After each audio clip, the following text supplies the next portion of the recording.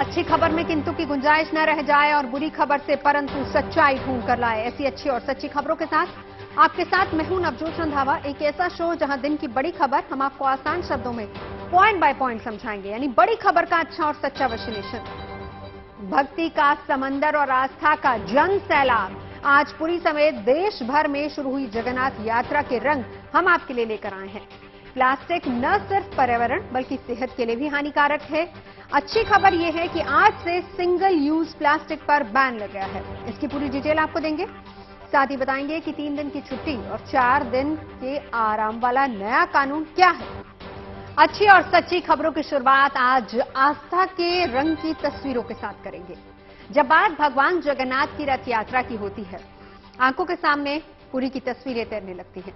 ओडिशा के पुरी में विशाल रथों पर सवार होकर जब भगवान जगन्नाथ विशाल रथ यात्रा निकालते हैं अपने भाई बलभद्र और बहन सुभद्रा के साथ, तो दृश्य दिव्य और भव्य होता है। रथ यात्रा में शरीक होने के लिए देश ही नहीं बल्कि विदेश से भी लोग पहुंचते हैं। कोरोना के कारण बीते 2 साल से रथ यात्रा में शामिल होकर श्रद्धालु पुण्य अर्जित नहीं कर पा रहे थे, लेकिन इस बार ईश्वर दर्शन इच्छा पूरी हो रही है। पहले की तरह अपने पूरे रंग और उमंग के साथ पुरी में रथ यात्रा निकाली जा रही है और इस बार यात्रा में शामिल होने के लिए कई दिन पहले ही लोग पुरी में आने लगे थे।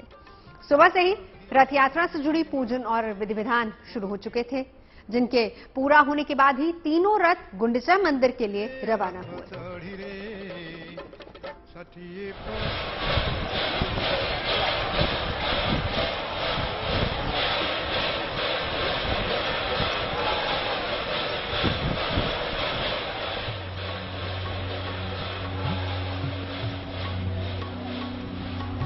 ये आस्था का जन सैलाब है, भक्ति का समंदर है।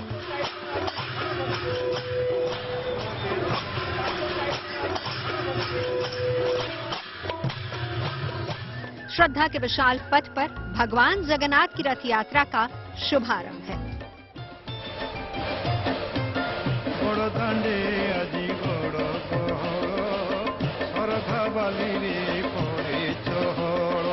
पुरी में भगवान जगन्नाथ की रथ यात्रा निकली और अपने आराध्य के दर्शन के लिए भक्तों का हुजूम उमड़ पड़ा।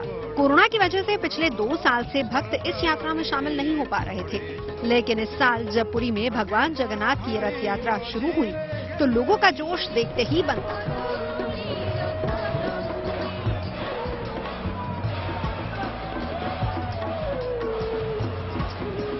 हरि बोल और जय जगन्नाथ के मंत्रोच्चार से वातावरण गूंज उठा।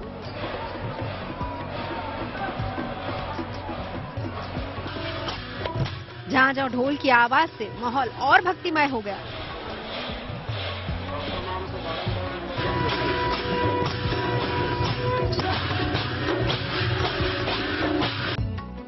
मान्यता के मुताबिक 3 अलग अलग रथों पर भगवान जगन्नाथ अपने बड़े भाई बलभद्र और बहन सुभद्रा के साथ नगर के भ्रमण के लिए निकलते हैं।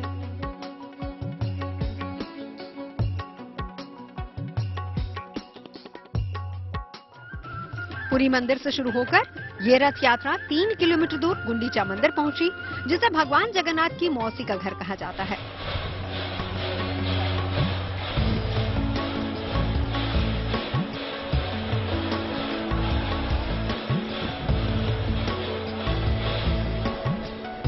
सबसे आगे बलभद्र जी का रथ ताल ध्वज, उसके बाद सुभद्रा जी का रथ देवधरन और सबसे पीछे भगवान जगन्नाथ का रथ नंदी घोष।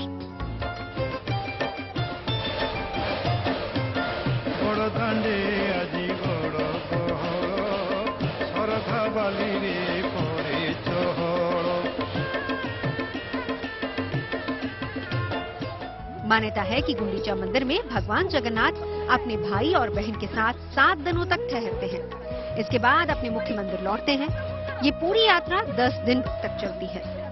मान्यता है कि जो इस यात्रा में शामिल होता है वो सौभाग्यशाली होता है और रथ खींचने वाले को बड़ा पुण्य मिलता है।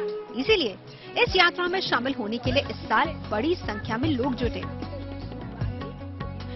धार्मिक आस्था से भरी इस महायात्रा में शामिल होने खुद मुख्यमंत्री नवीन पटनायक भी पहुंचे।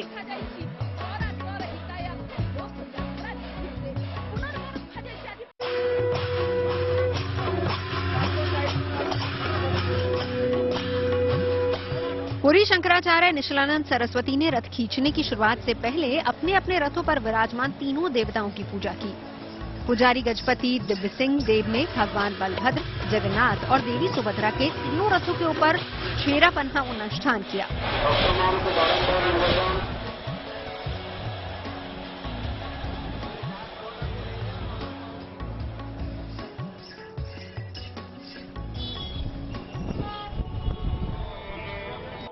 और भगवान के सबसे प्रमुख सेवक के तौर पर पुरी गजपति दिव्य सिंह देव ने भगवान बलभद्र, जगन्नाथ और देवी सुभद्रा के 3 रथों के ऊपर छेरा पन्हा अनुष्ठान किया और भगवान के सबसे प्रमुख सेवक के तौर पर सोने की झाड़ू से रथों के फर्श की सफाई की। भगवान जगन्नाथ की रथ यात्रा से देश भर में श्रद्धालुओं की आस्था जुड़ी हुई है। लाखों की तादाद को देखते हुए प्रशासन ने भी इस बार सुरक्षा के तगड़े इंतजाम किए हैं। बड़ी संख्या में पुलिस बलों की तैनाती की गई है। उल्लास से भरे हर उम्र हर तबके के लोग, भक्ति के रंग में सराबोर जनमानस। ये दृश्य धर्म और आस्था की एक ऐसी झांकी है जिसकी दूसरी मिसाल शायद ही कहीं मिले। Bureau report, good news today.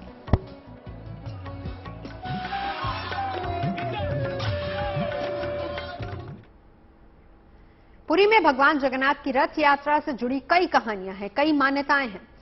कहते हैं कि एक बार बहन सुभद्रा ने नगर घूमने की इच्छा जताई, जिसके बाद भगवान जगन्नाथ अपने बड़े भाई और बहन के साथ रथ पर घूमने निकले। तब से ये रथ यात्रा इसी तरीके से, इसी परंपरा के साथ बदस्तूर चली आ रही है। लेकिन यात्रा में इस्तेमाल होने वाले रथ से भी जुड़ी बहुत सारी दिलचस्प बातें हैं। मसलन ये रथ पूरी तरह से लकड़ी से बनाया जाता है और इसमें एक भी कील का प्रयोग नहीं होता। यहाँ तक कि कोई धातु भी रथ में नहीं लगाई जाती। रथ में कुल 16 पहिए होते हैं। रथ के अनुपात में ही ये पहिए विशालकाय होते हैं। एक और खास बात यह है कि रथ की लकड़ी का चयन बसंत पंचमी के दिन और रथ बनाने की शुरुआत अक्षय तृतीया के दिन से ही होती है। भगवान जगन्नाथ का रथ लाल और पीले रंग का होता है और ये रथ अन्य 2 रथों से थोड़ा बड़ा होता है। हर साल भगवान जगन्नाथ समेत बलभद्र और सुभद्रा की प्रतिमाएं नीम की लकड़ी से ही बनाई जाती हैं। भगवान को ज्येष्ठ माह की पूर्णिमा के दिन जिस कुएं के पानी से स्नान कराया जाता है वो पूरे साल में सिर्फ एक ही बार खुलता है और भगवान जगन्नाथ को हमेशा स्नान में 108 घड़ों के पानी से ही स्नान कराया जाता है। नए बनाए गए रथ में भगवान जगन्नाथ, बलभद्र और सुभद्रा जी नगर का भ्रमण करते हुए जगन्नाथ मंदिर से जनकपुर के गुंडिचा मंदिर पहुंचते हैं। गुंडिचा मंदिर भगवान जगन्नाथ की मौसी का घर है और यहां पहुंचकर विधि विधान से तीनों मूर्तियों को उतारा जाता है। फिर मौसी के घर उनको स्थापित कर दिया जाता है।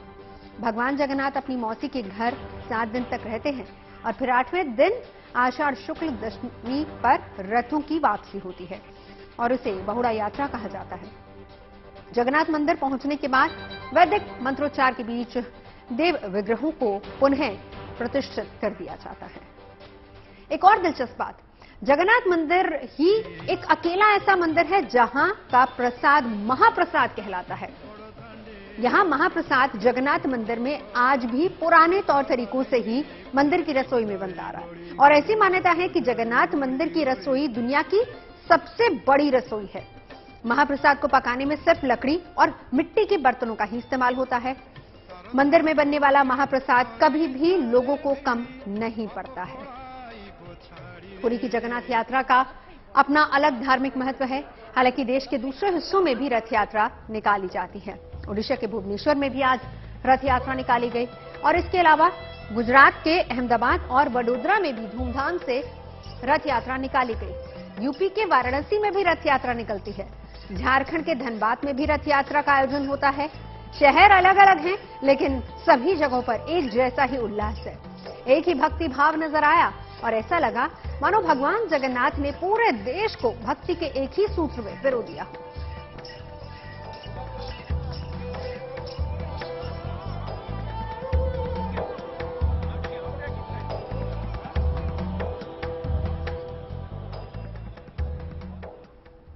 अहमदाबाद में भगवान जगन्नाथ की 145वीं रथ यात्रा निकाली गई।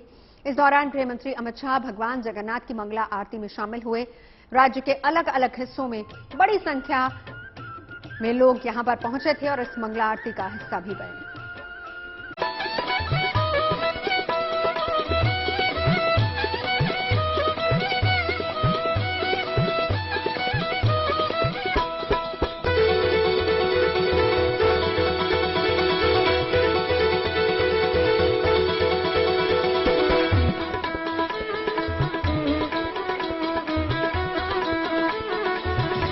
निकल पड़ी है भगवान जगन्नाथ की रथ यात्रा। आस्था के रंग में रंग चुका है अहमदाबाद। रंग बिरंगी रोशनी से गुलजार जगन्नाथ मंदिर। भक्तों की अपार उत्साह और उमंग के बीच गुजरात के अहमदाबाद में भव्य और दिव्य रथ यात्रा की शुरुआत हो चुकी है। भाई बलभद्र और बहन सुभद्रा के साथ भगवान जगन्नाथ नगर यात्रा पर निकल पड़े हैं। रथ यात्रा में श्रद्धालुओं का अपार जन समुदाय चल पड़ा है। नाचते गाते झूमते भक्त अपने आराध्य के साथ निकल पड़े हैं। जय जगन्नाथ की गूंज से माहौल पूरी तरह भक्तिमय हो चुका है।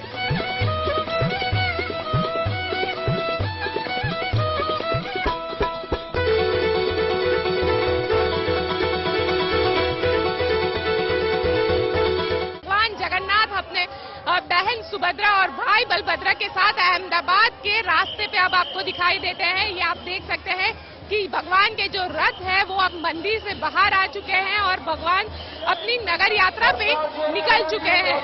आप देख सकते हैं बड़ी तादाद में जो भक्त है वो यहाँ पे जुड़े हुए हैं, क्योंकि 2 साल जो कोरोना का वक्त था उसमें भगवान की जगन्नाथ की रथ यात्रा जो है वो नहीं निकल पाई थी। वैसे में अब बड़ी तादाद में जो भक्त और जो है वो भगवान के दर्शन करने के लिए यहाँ पे पहुंचे हुए हैं। साथ ही सुरक्षा के भी खास इंतजाम किए गए हैं।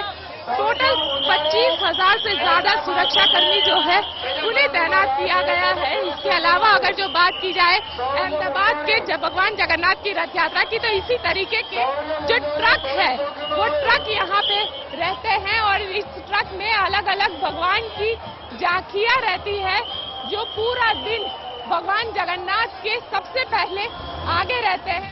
अहमदाबाद की भगवान जगन्नाथ की रथ यात्रा की खासियत ये है कि रथ यात्रा में सबसे पहले 17 हाथी 101 ट्रक में भगवान जगन्नाथ की अलग अलग झांकियां निकाली जाती हैं। रथ यात्रा की शुरुआत में सबसे पहले सुबह 4 बजे जगन्नाथ मंदिर में गृह मंत्री अमित शाह ने मंगला आरती में शिरकत की।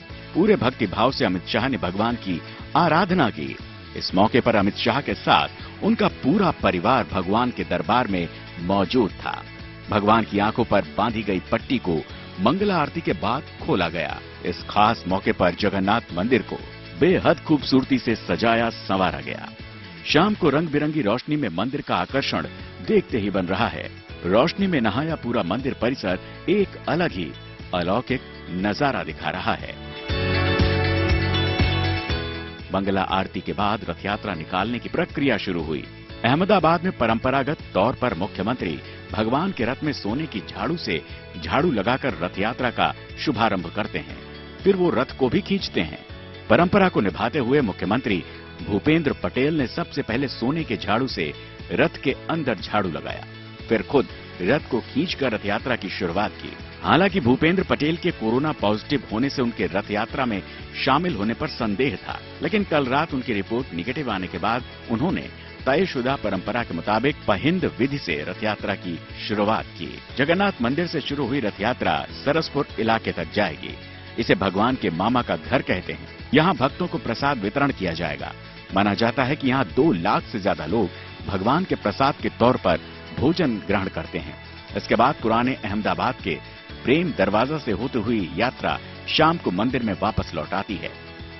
अहमदाबाद से गोपी घांगर के साथ bureau report, good news today.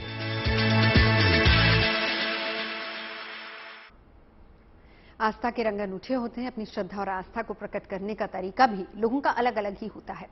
Odisha के खुर्दा जिला के जटनी गांव के मिनिएचर कलाकार एल ईश्वर राव ने पेंसिल चौक और माचिस की तीलियों की मदद के साथ भगवान जगन्नाथ, देवी सुभद्रा और भगवान बलभद्र को मनमोहक नन्हे रथों का निर्माण उनका किया है और इन सभी रथों पर विराजमान भगवान जगन्नाथ और उनके भाई बहन की प्रतिमाओं को नीम की लकड़ी से बनाया गया है और इन सभी रथों को बनाने में 15 दिन का वक्त लगा।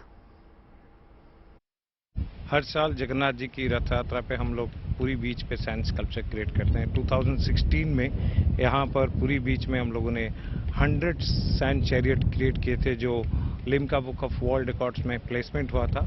और हम लोग का जो रिकॉर्ड्स था, उसी रिकॉर्ड्स को ब्रेक करके इस बार हम लोगों ने 125 सैंड चैरियट क्रिएट किए हैं।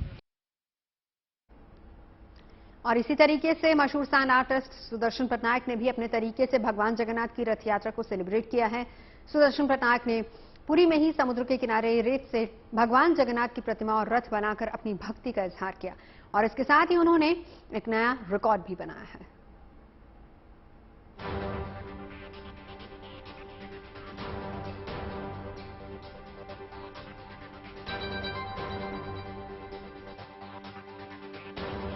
हर साल जगन्नाथ जी की रथ यात्रा पे हम लोग पूरी बीच पे सैंड स्कल्पचर क्रिएट करते हैं। 2016 में यहाँ पर पूरी बीच में हम लोगों ने 100 सैंड चैरियट क्रिएट किए थे, जो Limca book of world records में प्लेसमेंट हुआ था। और हम लोग का जो रिकॉर्ड्स था, उसी रिकॉर्ड्स को ब्रेक करके इस बार हम लोगों ने 125 सैंड चैरियट क्रिएट किए हैं। आगे बढ़ते हैं, रुक करते हैं अगली खबर का। महाराष्ट्र में उद्धव ठाकरे अपनी कुर्सी गंवा चुके हैं, लेकिन शिंदे सरकार बन जाने के बावजूद सियासी दांवपेच जारी है। सुप्रीम कोर्ट ने शिंदे गुट के 16 बागी विधायकों को सस्पेंड करने की कार्रवाई पर 11 जुलाई तक रोक लगा दी है। और इस बीच शिंदे गुट ने बीजेपी के साथ मिलकर सरकार भी बना ली है, लेकिन आज उद्धव गुट ने सुप्रीम कोर्ट का एक बार फिर से रुख किया। मुख्य सचेतक सुनील प्रभु की तरफ से वकील कपिल सिब्बल ने कहा कि 2-3 दिन में सरकार अपना बहुमत साबित करने जा रही है और उससे पहले विधायकों को अयोग्य करने वाली कार्रवाई पर फैसला होना चाहिए। लेकिन कोर्ट ने साफ कर दिया कि अब जो भी होगा मुकर्रर तारीख पर ही होगा। महाराष्ट्र में नई सरकार के शपथ ग्रहण के बाद अब 3 जुलाई को विधानसभा का सत्र बुलाया जाना है। 4 जुलाई को शक्ति परीक्षण यानी बहुमत का परीक्षण होना है, फ्लोर टेस्ट होना है। और इस बीच सुप्रीम कोर्ट में एक और याचिका सुनील प्रभु की तरफ से यानी शिवसेना के हाल ही में नियुक्त किए गए चीफ व्हिप की तरफ से सुप्रीम कोर्ट में याचिका लगाई गई, जिसमें कहा गया कि माय लॉर्ड, पहले अगर जिन विधायकों के खिलाफ 16 विधायकों के खिलाफ अयोग्यता की कार्रवाई शुरू हुई है, नोटिस दिए गए हैं, उन पर फैसला हो जाए, उसके बाद फ्लोर टेस्ट हो तो ज्यादा बढ़िया होगा, लिहाजा इस पर रोक लगाई जाए। सुप्रीम कोर्ट ने साफ कहा है कि वो 11 जुलाई को ही इस मामले में, जो पिछले सोमवार को ये ऑर्डर किया गया था, उसके मुताबिक ही सुनवाई होगी। यानी कुल मिलाकर सुनील प्रभु की को झटका लगा है। झटका सिर्फ सुनील प्रभु को नहीं बल्कि शिवसेना के विपक्ष में बैठे उद्धव ठाकरे ग्रुप को भी लगा है। ये पहला ऐसा अनूठा मौका है जब सत्ताधारी पक्ष में भी शिवसेना है और इधर विपक्ष में भी शिवसेना है और दोनों ये पक्ष दावा कर रहे हैं असली शिवसेना हम ही हैं। सुप्रीम कोर्ट ने साफ कहा है, जिसमें जस्टिस सूर्यकांत और जस्टिस जेबी पारदीवाला की पीठ ने यह साफ कहा कि अब जो भी विचार होगा 11 जुलाई को होगा, जो पहले का आदेश है उसी मुताबिक। इस याचिका पर भी तभी सुनवाई होगी। याचिकाकर्ता की तरफ से सुनील प्रभु की तरफ से कपिल सिब्बल ने ये दलील दी, मामले को मेंशन करते हुए उनकी ये दलील थी कि अगर बहुमत परीक्षण हो गया, उसके बाद अगले 6 महीने तक अविश्वास प्रस्ताव नहीं लाया जा सकता है। बाद में अगर जांच में पता चला कि ये विधायक दोषी हैं और इन्हें अयोग्य ठहरा दिया गया, तो फिर सरकार के अस्तित्व का क्या रहेगा।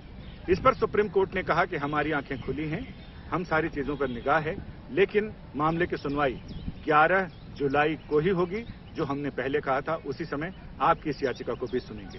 कैमरामैन प्रेमचंद मिश्रा के साथ संजय शर्मा, दिल्ली। और अब बात आज से सिंगल यूज प्लास्टिक पर लगे बैन की। आज से देश को प्लास्टिक के कचरे से मुक्ति दिलाने का अभियान शुरू किया गया है। प्लास्टिक से पैदा होने वाला कचरा दुनिया के दूसरे देशों की तरह भारत के लिए कितनी बड़ी समस्या है, ये बात किसी से छिपी नहीं है। जल, जमीन और हवा को दूषित करने में प्लास्टिक की वजह से निकलने वाले कचरे की बड़ी भूमिका है। इसमें भी सिंगल यूज प्लास्टिक ज्यादा घातक है।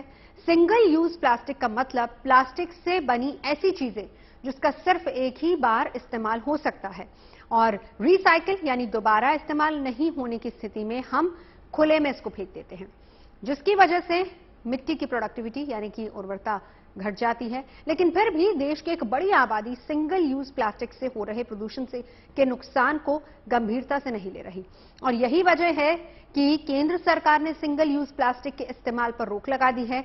जिसकी वजह से सिंगल यूज प्लास्टिक के तौर पर बने 19 उत्पादों पर रोक लगा दी गई है, जिसके बाद आज से इन प्रोडक्ट्स को बनाने, बेचने और स्टोर करने या फिर निर्यात करने पर भी रोक लगाई गई है। ऐसे में हमारे लिए जानना बहुत जरूरी है कि सिंगल यूज प्लास्टिक से बने उन सभी 19 आइटम्स वो कौन से हैं जिन पर आज से एनवायरमेंट प्रोटेक्शन एक्ट के तहत बैन लगा दिया गया है, जिसमें स्टेरर भी शामिल है, जिसका इस्तेमाल धड़ल्ले से कॉफी शॉप या फिर चाय की दुकानों पर होता है।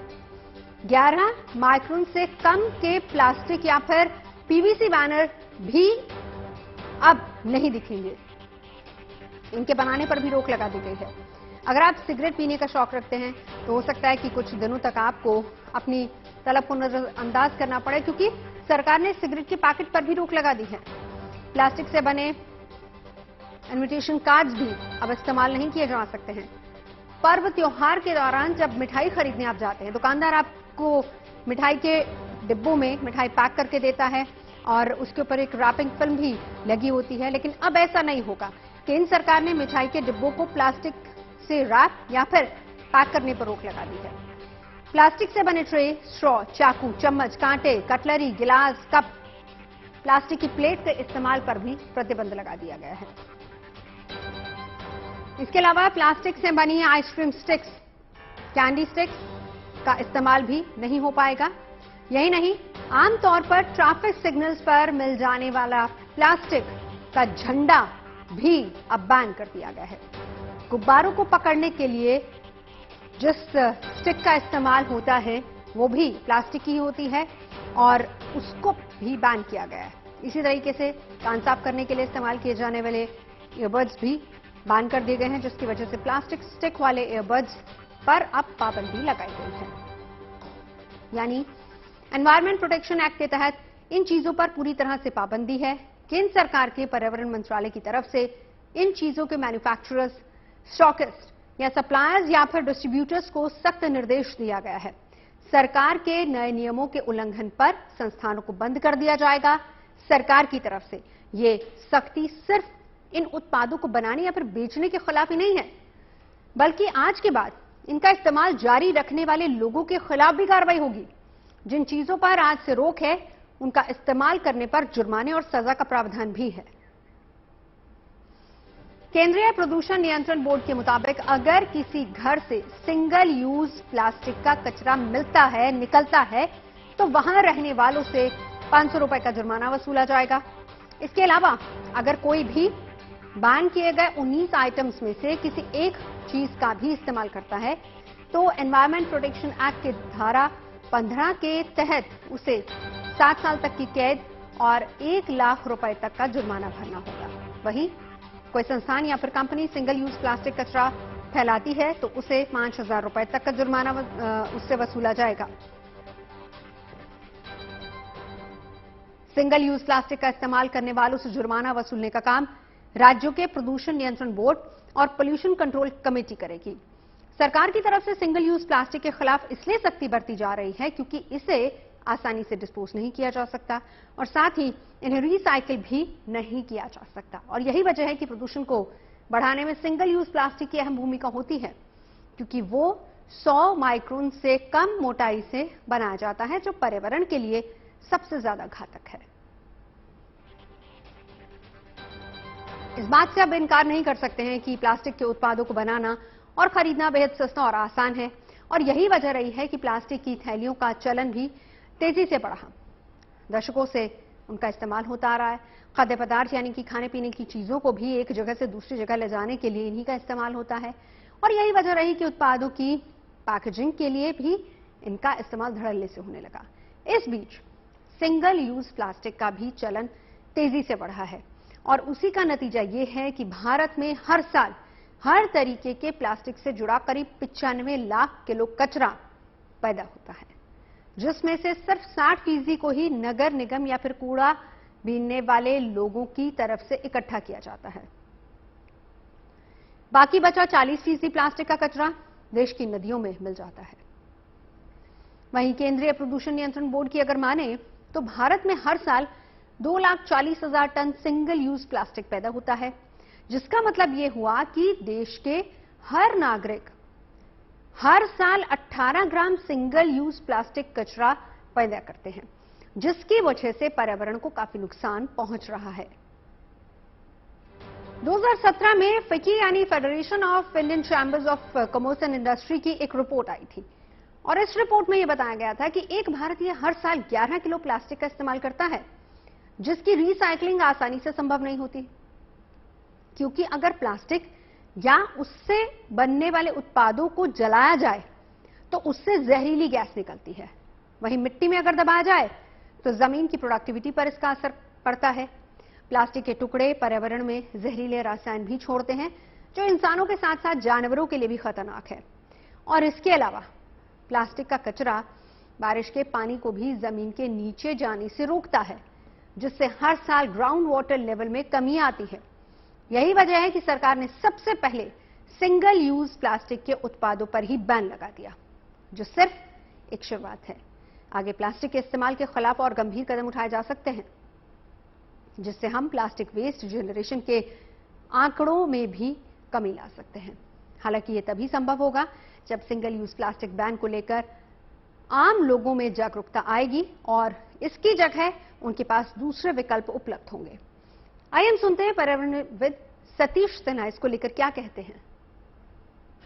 अगर हम सिंगल यूज प्लास्टिक या प्लास्टिक के प्रदूषण को रोकना चाहते हैं तो उसमें बहुत सारी चीज़ों को धीरे धीरे आगे इसमें जोड़ना पड़ेगा। जैसे कैसे हम प्लास्टिक का उपयोग कम करते हैं, कैसे इसको हम कलेक्ट करते हैं, कैसे इसकी हम अच्छी तरह से रिसाइकलिंग करते हैं और कैसे हम इसको एनवायरनमेंट में जाने से रोक सकते हैं। जब ये सब कदम लेंगे तो इसका काफ़ी अच्छा प्रभाव पड़ेगा। बहुत सारे देशों ने पहले ही सिंगल यूज प्लास्टिक के खिलाफ अभियान छेड़ रखा है। उनका भी मानना है कि सिर्फ एक बार ही इस्तेमाल होने वाले प्लास्टिक के सामान कचरे के लिए सबसे ज्यादा जिम्मेदार हैं और ये बात समझ आते ही उनकी तरफ से सिंगल यूज प्लास्टिक पर बैन लगाया गया, ताकि अब तक पर्यावरण को जो भी नुकसान हुआ है उसकी भरपाई हो सके। आम लोगों में सिंगल यूज प्लास्टिक के खिलाफ जागरूकता फैलाने के लिए सबसे पहले हमारे पड़ोसी देश बांग्लादेश ने काम किया था, जिसने 20 साल पहले यानी कि साल 2002 में ही सिंगल यूज प्लास्टिक के खिलाफ सख्ती बरती थी और बैन लगा दिया था। फिर बारी ताइवान की आती है, जिसकी सरकार ने आज से 3 साल पहले यानी 2019 में अपने देश में सिंगल यूज प्लास्टिक पर बैन लगाया था और प्लास्टिक से बने बैग, स्ट्रॉ, बर्तन और कप को बैन कर दिया था। इसके बाद दक्षिण कोरिया ने अपने सुपरमार्केट्स में इस्तेमाल होने वाले प्लास्टिक बैग्स को रोक दिया था। सिर्फ यही नहीं, बल्कि दक्षिण कोरिया में इस नियम का उल्लंघन करने वालों को करीब 2 लाख रुपए जुर्माना भी भरना पड़ता है, जिसकी वजह से शॉपिंग के दौरान वहां प्लास्टिक बैग के इस्तेमाल से लोगों ने धीरे धीरे तौबा कर ली। Kenya, Britain, New Zealand, Canada, France और अमेरिका भी उन देशों में शामिल हो चुके हैं जिन्होंने कुछ शर्तों के साथ सिंगल यूज प्लास्टिक पर बैन लगा दिया था। सिंगल यूज प्लास्टिक के इस्तेमाल पर लगी रोक का फायदा क्या है, ये भी हम हेल्थ एक्सपर्ट से जानते हैं। सिंगल यूज प्लास्टिक के कुछ आइटम्स जो 19 आइटम है उसको सरकार ने 1 जुलाई से बंद, मैन्युफैक्चरिंग और इसका सेल भी बंद करने की घोषणा की है। ये बहुत अच्छा कदम है और सकारात्मक है ये, और इससे इसका काफ़ी प्रभाव पड़ेगा पर्यावरण के ऊपर, क्योंकि इससे जो भी सिंगल यूज प्लास्टिक जो लैंडफिल में जा रही थी और ऐसी सारी आइटम्स है इसमें जो लोग ज़्यादा इसको पिकअप नहीं करते हैं, जो रिसाइकलर्स हैं या जो रैक पिकर्स हैं इसको ज़्यादा पिकअप नहीं करते हैं, वो ज़्यादा इसकी रिसाइकलिंग वैल्यू नहीं है, तो सीधा ये लैंडफिल में जा रहा था। तो इससे इसका बचाव होगा और इससे काफ़ी फर्क पड़ेगा पर्यावरण में। अगर आप नौकरी करते हैं तो आपके लिए अगली खबर गुड न्यूज है। केंद्र सरकार नया लेबर लॉ लेकर आ रही है और इस नए नियम में खास बात यह है कि अगर आप हफ्ते में 3 दिन की छुट्टी लेना चाहते हैं और 4 ही दिन काम करना चाहते हैं तो ऐसा हो सकता है। इसके बाद आप 4 दिन काम करने के बाद 3 दिन आराम कर सकते हैं। क्या क्या है इस नए लेबर लॉ में, देखिए जरा।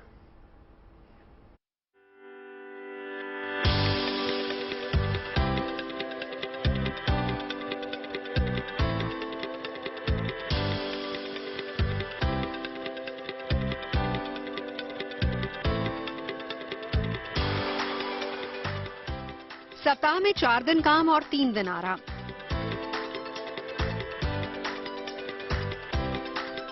इतना ही नहीं, नौकरी छोड़ने के 2 दिन बाद ही फुल एंड फाइनल सेटलमेंट। नौकरी पेशा लोगों के लिए ऐसी सुविधा अभी तक नहीं थी, लेकिन अब जल्दी ही मिलने वाली है। केंद्र सरकार नौकरी पेशा लोगों के लिए लेबर लॉ में 4 बड़े बदलाव करने की तैयारी में है, जिसका असर नौकरी पेशा लोगों की साप्ताहिक छुट्टियों से लेकर हर महीने हाथ में आने वाली सैलरी तक में नजर आएगा। श्रम और रोजगार मंत्रालय ने 4 लेबर कोड्स फाइनल किए हैं, जिन्हें लागू करने का जिम्मा राज्य सरकारों को दिया गया है। इन 4 नए लेबर कोड्स में वेज यानी मेहनताना, सोशल सिक्योरिटी, इंडस्ट्रियल रिलेशन और ऑक्यूपेशन सेफ्टी शामिल है। इन नियमों को लाने के पीछे सरकार की दलील ये है कि इससे नौकरी पेशा और कामगारों के लिए अच्छे दिनों की शुरुआत होगी। नया लेबर कोड लागू होने के बाद नौकरी पेशा लोगों के लिए ये बड़े बदलाव हो सकते हैं।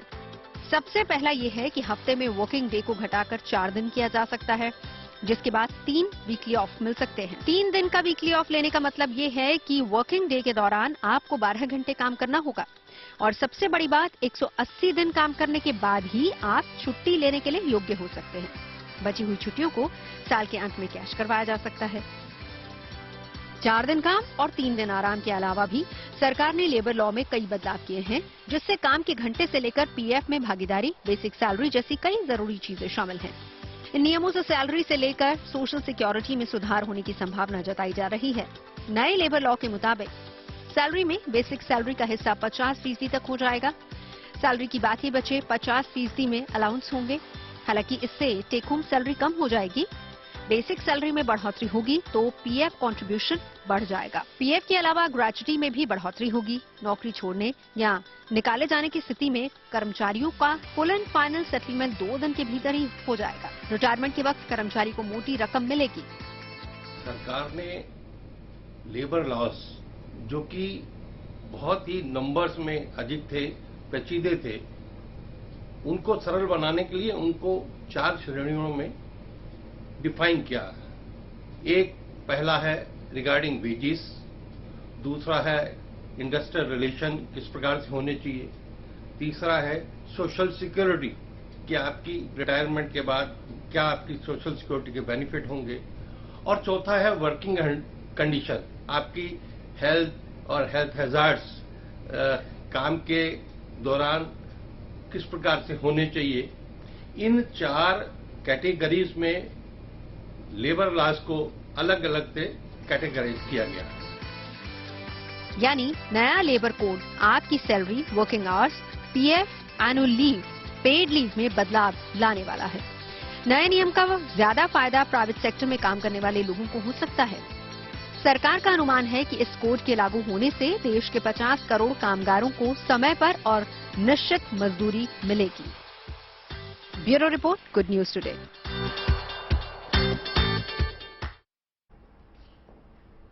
तो नए लेबर लॉ से कामकाजी और नौकरी पेशा लोगों के लिए बड़े बदलाव होने वाले हैं। ये नियम पहले से अलग होंगे। सरकार के मुताबिक नए कानून के आधार पर लीव पॉलिसी और सेफ एनवायरनमेंट तैयार करने की कोशिश की जा रही है। इस कानून में क्या बदलाव किया गया है, पहले क्या था और अब क्या किया जाएगा, विस्तार से बताते हैं। सबसे पहले जॉब के लिए तय समय की बात करें तो इसमें 1 सप्ताह में अधिकतम 48 घंटे काम का प्रावधान शामिल है, जो पहले भी था, लेकिन अब 12 घंटे की शिफ्ट का प्रावधान किया गया है।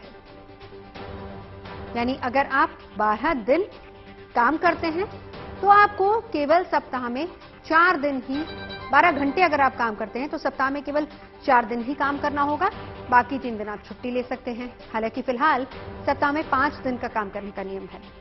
नए नियम में 10 घंटे की शिफ्ट वालों को 5 दिन और 8 घंटे की शिफ्ट वालों को सप्ताह में 6 दिन काम करना होगा। पहले किसी भी संस्थान में लंबी अवधि की छुट्टी लेने के लिए साल में कम से कम 240 दिन काम करना जरूरी होता था, लेकिन नए लेबर कोड के तहत आप 180 दिन यानी कि 6 महीने काम करने के बाद लंबी लीव अप्लाई कर सकते हैं। वहीं टेक होम सैलरी यानी कि हाथ में आने वाली सैलरी पहले के मुकाबले कम आएगी।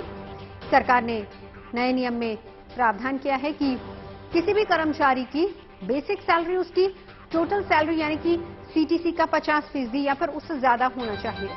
फिलहाल बेसिक सैलरी टोटल सैलरी का 30 या 40% है। निश्चित रूप से सरकार का इन कोड्स को बनाने के पीछे जो मंशा है कि जो इतने सारे लेबर लॉज थे, जिसके कारण कि सरकार इस देश में जो मैन्युफैक्चरिंग सेक्टर है उसको बढ़ावा देना चाहती है, तो उसके कारण से जो उद्योग लगाने वाले लोगों को कुछ राहत भी देना चाहती है। अब उस राहत को देने के लिए उन लेबर लॉज को सिंप्लीफाई करके 4 कोड में बनाया गया है, जिससे निश्चित रूप से वर्किंग कंडीशन का भी लाभ होगा और जो काम के घंटों में भी बदलाव और रिलैक्सेशन की इजाजत उस कोड के द्वारा दी जा रही है।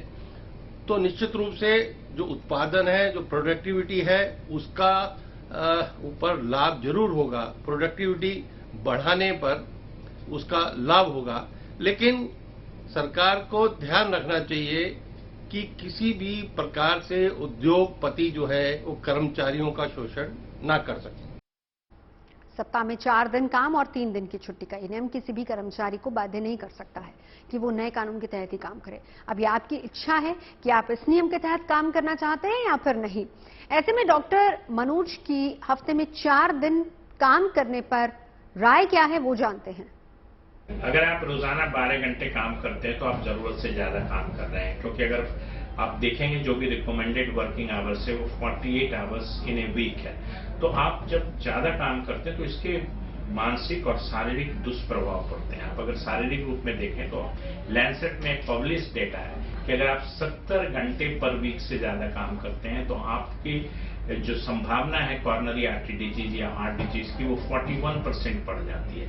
और अगर आप ये वीकली आप 80 घंटे से ज्यादा काम करते हैं तो ये 63% बढ़ जाता है। तो मानसिक तौर पे भी ये असर करता है। दिल की बीमारी बढ़ती है, आपकी जो अल्कोहल कंजम्पशन है वो बढ़ जाती है। तो ऐसा देखा गया है कि एडिक्शन टू अल्कोहल भी बढ़ जाता है जो लॉन्ग वर्किंग आवर्स में काम करते हैं। और स्लिप सबसे ज्यादा डिस्टर्ब होने वाली चीज स्लिप है, क्योंकि लॉन्ग जो वर्किंग आवर्स 12 घंटे के अगर आप शिफ्ट में हैं या इवन 12 घंटे की आप अगर नॉर्मल ड्यूटी करते हैं तब भी आपके साथ दिक्कत है। दिक्कत ये है कि आपकी नींद पूरी होती नहीं है, और अगर डीप स्लीप आपका पूरा नहीं होता है तो चांसेस ये होते हैं कि आपको इंसोम्निया और इसी तरीके से बहुत सारी ऐसी बीमारियां जैसे भूलने की बीमारी, इन सब होने की भी संभावना होती है। तो 12 घंटे के लंबे पीरियड में अगर आप काम कर रहे हैं तो उसमें दिक्कत होने की संभावना बहुत ज्यादा है। उसमें दोनों चीजें हो सकती हैं, हार्ट की बीमारी भी हो सकती है, ड्रग और अल्कोहल का एडिक्शन हो सकता है, और साथ साथ आपकी जो स्लीप डिप्राइवेशन या जो पूरी तरह से नींद अगर पूरी नहीं होती है तो उसका जो दुष्प्रभाव पड़ता है खास करके आपके कॉग्निटिव फंक्शन पे, आपके ब्रेन के फंक्शन पे, जैसे आपकी याददाश्त, आपकी जो तर्क करने की क्षमता होती है वो कम हो जाती है। तो 12 घंटे का जो शिफ्ट ड्यूटी है या 12 घंटे का जो लॉन्ग वर्किंग आवर्स है वो किसी भी तरह से शरीर के लिए ठीक नहीं है, और एक समझिए कि वर्क लाइफ बैलेंस को बिगाड़ता है। और अब आज की सबसे दमदार खबर जो सरहद की सुरक्षा से जुड़ी है और जिसे देखकर चीन और पाकिस्तान की नींद उड़ने वाली है। डीआरडीओ ने आज स्वदेशी स्टेल्थ ड्रोन का सफल परीक्षण किया है। जल्दी ये हथियार दुश्मनों के नाक में दम करने के लिए तैयार हो जाएगा। इसे autonomous flying wing technology demonstrator यानी कि AFWTD नाम दिया गया है। खूबी यह है कि विमान पूरी तरह से स्वचालित है। इसने खुद ही टेक ऑफ लिया और आसानी से लैंडिंग की। ये उड़ान कर्नाटक के चित्रदुर्ग में एरोनॉटिकल टेस्ट रेंज में की गई। इसके बाद भविष्य में मानव रहित विमान यानी यूएवी के विकास का रास्ता भी आसान हो गया है। जंग के मैदान में अब ड्रोन की अहमियत देखते हुए भारत में भी कॉम्बैट ड्रोन बनाने के स्वदेशी प्रयास चल रहे हैं। आज की कामयाबी के संकेत हैं कि भारतीय सेना 3-4 साल में ही स्वदेशी स्टेल्थ ड्रोन की ताकत हासिल कर लेगी। इसके साथ ही स्टेल्थ ड्रोन की सीमाओं पर निगरानी करेंगे और यहां तक कि आतंकियों के अड्डों पर हमला करने में कामयाब होंगे। और अब आपको दिखाते हैं एक और शानदार तस्वीर। ये तस्वीर जुड़ी है भारतीय रेल से। ये तस्वीर एक तरफ आपको रोमांच से भर देगी और दूसरी तरफ भारतीय रेलवे की ताकत का एहसास करवाएगी। ये तस्वीर है बिहार के रोहतास जिले की, जहां पुल पर दिखा अद्भुत नजारा। हुआ ये कि एक ही समय में रेल पुल पर 5 ट्रेनें एक साथ गुजरी। देखिए इस शानदार नजारे को।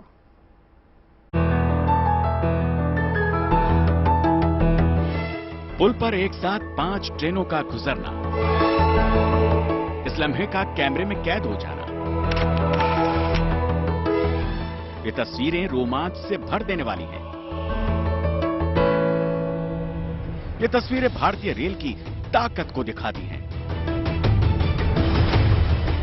ये तस्वीरें बिहार के रोहतास जिले की हैं। भारतीय रेल हर रोज करोड़ों मुसाफिरों को और टनों सामानों को मंजिल तक पहुंचाती है।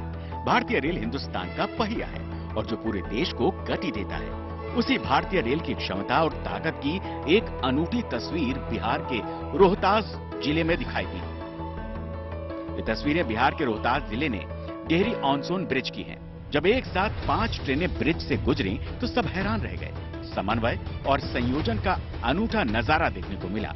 ये पुल सोन नदी पर बना है। पुल पर एक साथ 6 ट्रेनों के परिचालन की क्षमता है। हालांकि रेलवे का कहना है कि पहले भी ऐसा होता रहा है। देखिए, ये जो 5 ट्रेनें गुजर रही है ये अक्सर गुजरती है वहाँ से। ये ऐसा वाकया हुआ है कि इसका एक फोटो जो वायरल हुआ है उसमें ये 5 ट्रेनें गुजरती है। इसमें से 3 IR की अपनी ब्रिज है और 2 EDFC की ब्रिज है। तो ये कोइंसिडेंस था कि एक ही पॉइंट ऑफ टाइम में 5 ट्रेनें क्रॉस कर रही थी। भारतीय रेल दुनिया का चौथा सबसे बड़ा रेल नेटवर्क है। भारतीय रेल की क्षमता का अंदाजा यहीं से लगा सकते हैं कि इसके ट्रैक की लंबाई 68,000 किलोमीटर है। भारतीय रेल हर रोज करीब 2.5 करोड़ यात्रियों को उनकी मंजिल तक पहुंचाती है। साल 2021-22 में रेलवे ने 1418.10 मिलियन टन माल की ढुलाई की और ये तस्वीर भी भारतीय रेल की क्षमता को ही दर्शाती रही है। Manoj Singh, Rohtas, good news today. खबरें सच्ची होनी चाहिए, अच्छी खुद ब खुद लगती हैं। Navjot Randhawa signing off. आप सुनते रहिए गुड न्यूज, देखते रहिए गुड न्यूज टुडे।